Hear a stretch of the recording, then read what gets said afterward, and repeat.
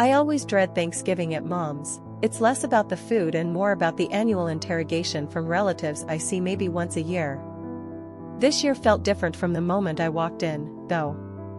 Dad was already there, helping Mom in the kitchen, laughing at something she said, a sight I hadn't seen in years. The air was thick with the aroma of roasting turkey and simmering spices, but also with an unspoken tension that hummed beneath the surface of forced pleasantries. My older sister, Sarah, cornered me almost immediately, asking about my non-existent dating life, her tone a familiar mix of concern and thinly veiled judgment.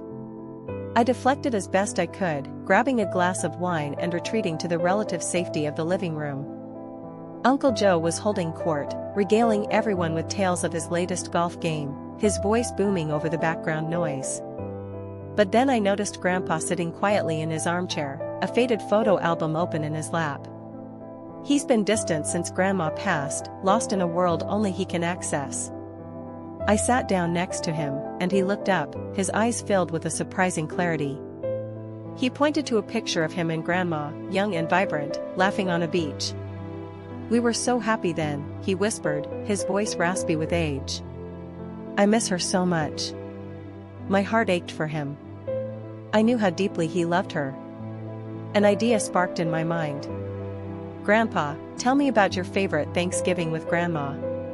He hesitated for a moment, then began to speak, his voice gaining strength as he recounted a Thanksgiving from decades ago, a story filled with warmth, laughter, and the comforting chaos of a large family gathered together. As he spoke, others began to gather around, drawn in by his storytelling. Even Sarah stopped her interrogation and listened, a look of genuine interest on her face. The atmosphere in the room shifted. The tension dissipated, replaced by a shared sense of nostalgia and connection.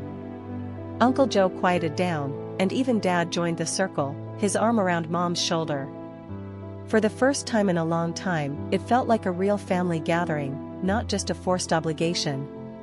Later, as I was helping Mom clear the table, she turned to me, her eyes shining with unshed tears.